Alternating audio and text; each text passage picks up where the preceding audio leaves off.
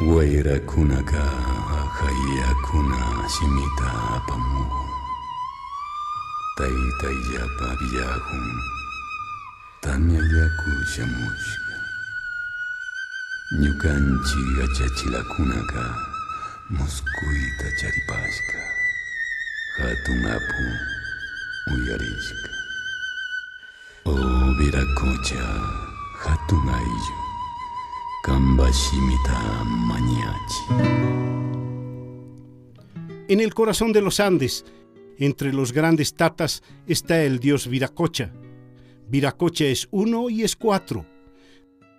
De él emanan Viracocha, Pachayachechic, que domina el norte, el Chinchasuyo, Tucapo Viracocha, que domina el occidente, y el Contisuyo.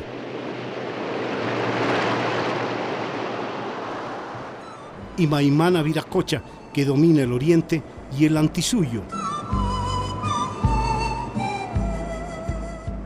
Y Tunupa, o Tahuapaca, que domina el Surocollasuyo. Viracocha es quien crea la primera humanidad y la destruye mediante un diluvio.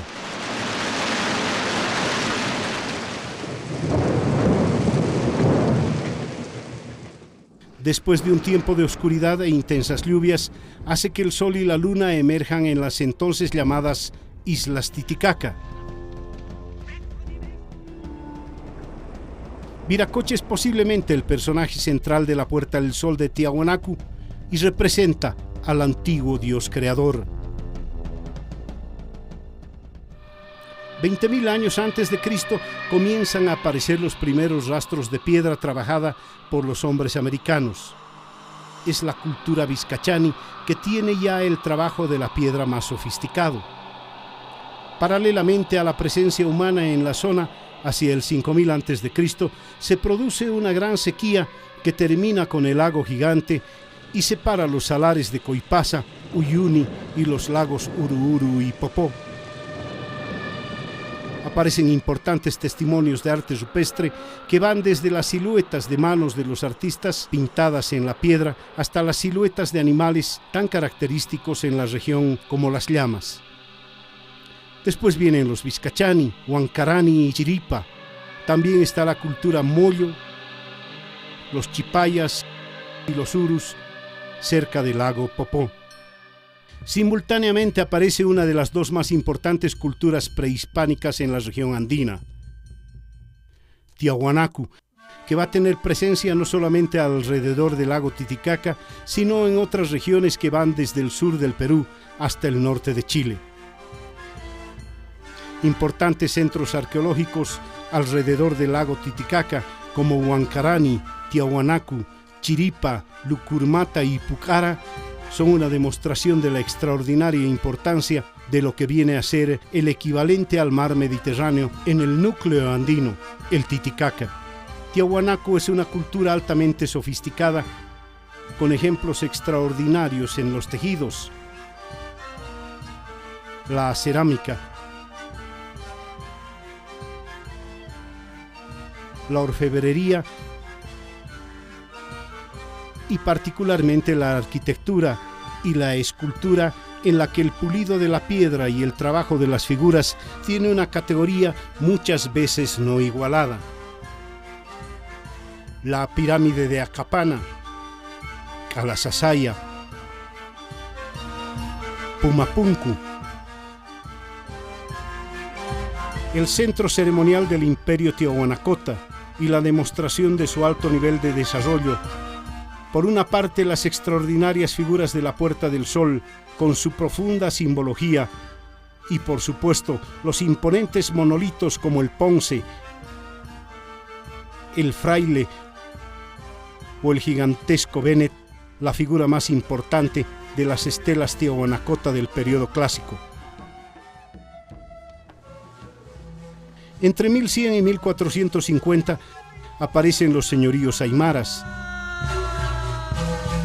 Los propios collas, pacajes, callahuayas, mollos y sahuaya son quienes van a mostrar su presencia en el escenario andino y en lo que fue el área de influencia de Tiahuanacu. Es aquí donde podemos identificar la identificación y aparición del mundo aymara. La construcción de estos señoríos con sus propias características y su propia lengua, y sobre todo un carácter indómito que acompañaría esas culturas a lo largo de los siglos y siglos.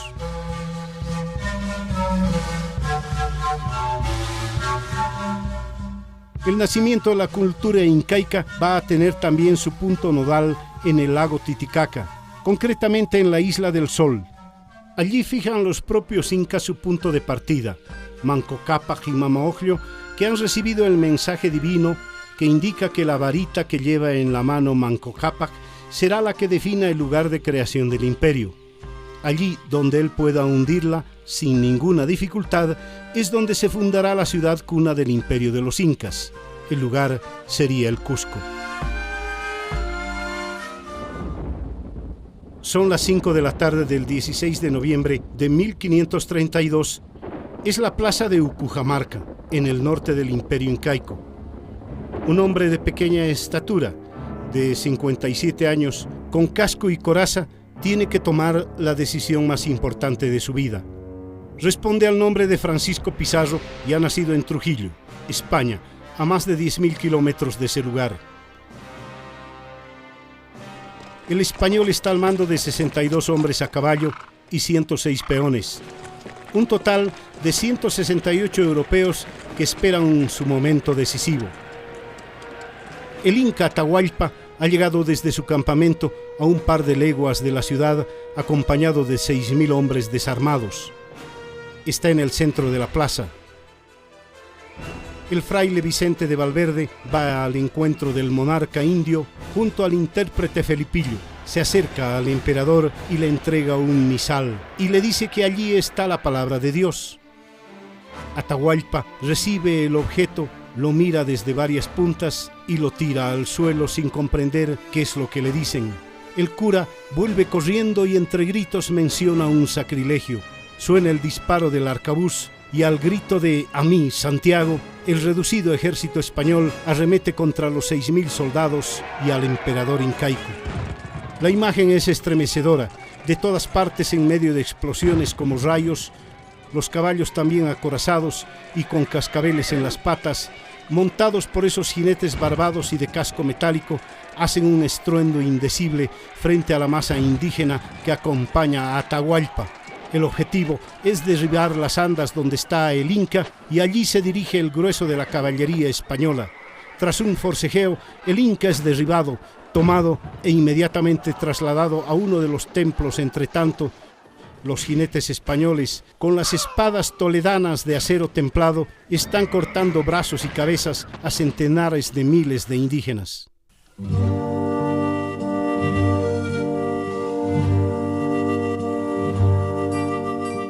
Al ponerse el sol, ha terminado una terrible matanza. Francisco Pizarro y sus hombres han tomado a la cabeza del imperio incaico y ha comenzado la conquista española del más poderoso estado de América del Sur.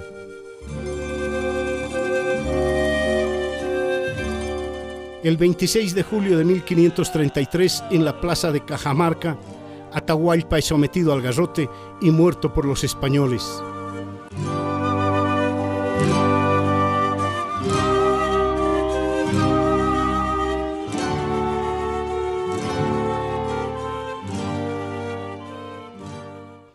En 1535 llega el primer contingente español a lo que hoy es el territorio de Bolivia. Se trata de Diego de Almagro, que va camino al sur en busca de riqueza que nunca encontró. La primera población española fundada en nuestro territorio se llamó Paria. Pero la corona española, anoticiada de las gigantescas riquezas descubiertas, crea el Virreinato del Perú el 18 de septiembre de 1559. El rey Felipe II crea también la Real Audiencia de Charcas, que abarca la totalidad del territorio de Bolivia. Porque el yanacona Diego Hualpa había descubierto años antes el Cerro Rico de Potosí, que sería el eje más importante de la estructura económica, social y política de lo que hoy es Bolivia. En 1686 el padre Cipriano Varese funda la ciudad de Trinidad, que sería luego capital del departamento del Beni.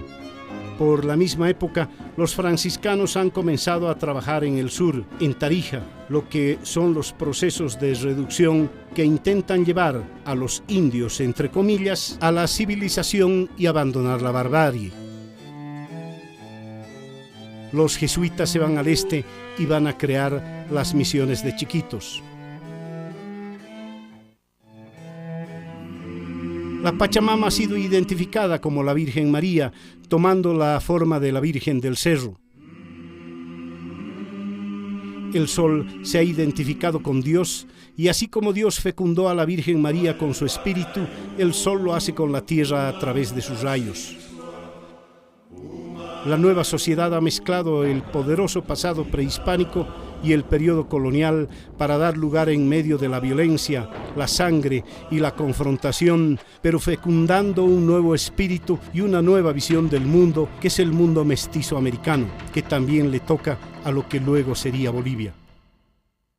Pero hay un momento en el proceso de explotación sistemática que ha llegado para los indígenas a hacerse insoportable, mientras la España imperial está entrando ya en una decadencia terminal. Las viejas voces de la tierra han llamado a Tupac Amaru en el Cusco y a Tupac Katari en La Paz, en 1781 y en 1782, donde se produce el gran levantamiento indígena que cerca la ciudad andina. Tupac Amaru y su frustrado intento de toma del Cusco termina con la muerte del rebelde, pero la llama ya está prendida. En el Alto Perú, Tomás Katari está también en la línea de la rebelión en la región de Chayanta, pero es apresado y finalmente muerto. Julián Apaza es el hombre que va a protagonizar los grandes cercos contra la ciudad de La Paz. Adopta el nombre de Tupac Katari y cierra los caminos de acceso al Valle Paceño y va a mantener un sitio de varias semanas. Tras el primer cerco, los indígenas vuelven a tomar posiciones y esta vez construyen un dique para inundar la ciudad, pero este revienta antes de tiempo sin causar el daño esperado. Los virreyes de Lima y Buenos Aires, percatados de la grave situación, envían destacamentos a defender la ciudad. Llega entonces el general Reseguín, enviado de Buenos Aires, derrota a las huestes de Tupac Katari, quien tiene que replegarse al santuario de Peñas. En la batalla es apresada y asesinada la heroica mujer del caudillo, Bartolina Sisa, jefa activa de la rebelión. Pocos días después del episodio, Tupac Katari es traicionado por un compañero, Tomás Incalupe, que lo entrega a los españoles y hacen lo mismo que se hizo con Tupac Amaru. Atado de brazos y piernas a 4 caballos, es descuartizado. Sin embargo, han sido varios meses en la primera mitad de 1781 que preanuncian la caída del Imperio Español.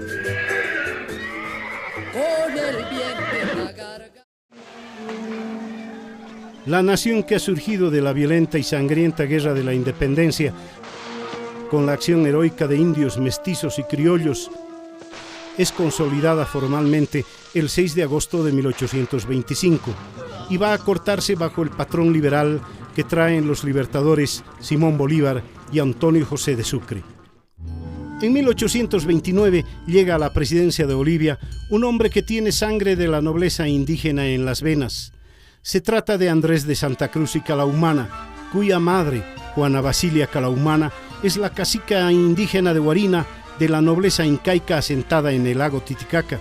El gobierno de Santa Cruz es el que construye la nación. El pueblo chiriguano, cansado del despojo de tierras y explotación de trabajo, inicia un levantamiento masivo liderado por el cacique Tumpa. Enfrenta a los colonizadores y los derrotan en varios encuentros. Llegan hasta Camiri, donde matan a varios pobladores, pero luego son masacrados. Pero el movimiento indígena más importante de la historia republicana coincide con la guerra federal entre el sur y el norte. Los caciques apoderados, entre los que está Zárate Vilca. Luego del triunfo de Pando, Vilca es acusado de las masacres, puesto en prisión y luego asesinado sin contemplaciones. El positivismo y la ideología en general van a generar un gran debate filosófico. Alcides Arguedas y Franz Tamayo representan dos visiones encontradas de la sociedad boliviana.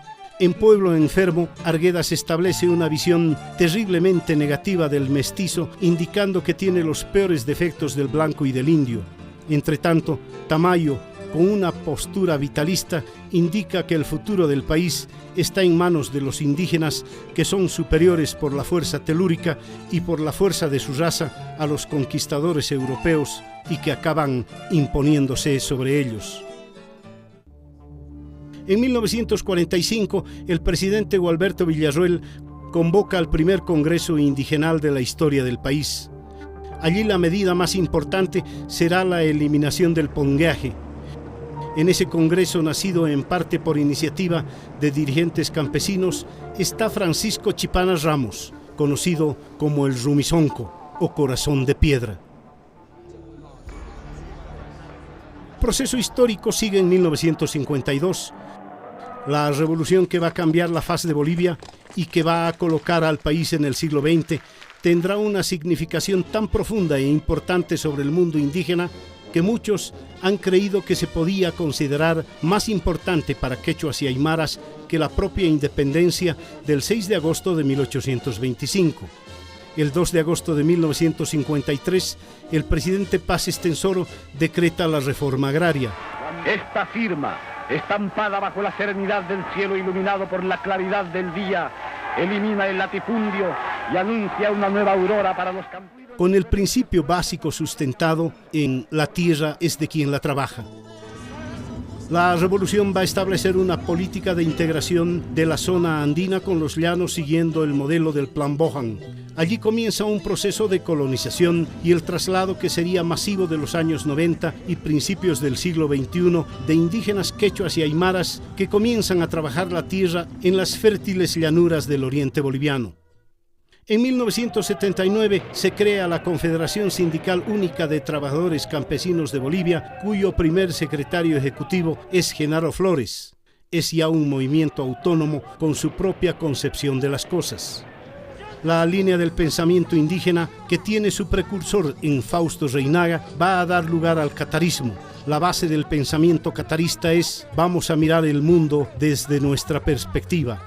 Vamos a recuperar nuestra propia tradición y vamos a estructurarnos a partir de nuestra historia. Momentos de crisis histórica como la relocalización por la caída de los minerales da lugar al seguimiento de traslados masivos a la zona del Chapare, donde se produce coca. En 1990 surge uno de los movimientos más importantes para reconocer a una región del país y para sus habitantes. La llamada Marcha por el Territorio y la Dignidad. El mundo indígena que los llanos quiere también un espacio en la sociedad boliviana. Fue en esa década, en los años 90, cuando el aymara Víctor Hugo Cárdenas sería elegido el primer vicepresidente indígena de nuestra historia.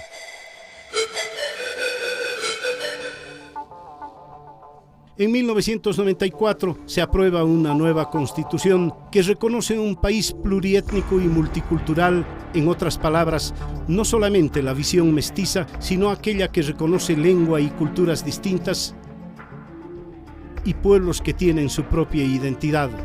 En ese contexto surge también la obligatoriedad de la educación intercultural y bilingüe. La crisis terminal del viejo Estado, a partir de los movimientos sociales, pero particularmente del radicalismo indígena, entre cuyos líderes está Felipe Quispe, comienza en los años 2000 con gigantescos movimientos y violencia. A tu pascatario se han descuartizado con 4 caballos, a mí me descuartizarán con 4 tanques, o si no con 4 aviones. Y esa sangre va a chorrear a esta población boliviana. Pero será del combativo movimiento cocalero que va a surgir el primer presidente de origen indígena de la historia de Bolivia, Evo Morales. El 21 de enero de 2006, en el complejo arqueológico de Tiahuanacu, se produce una ceremonia que intenta recuperar una vieja tradición histórica. Empieza el nuevo año para los pueblos originarios del mundo. una nueva vida, que buscamos igualdad, justicia, una nueva era, un nuevo milenio para todos los pueblos del mundo, desde acá a Tiahuanaco, desde acá a La Paz, Bolivia.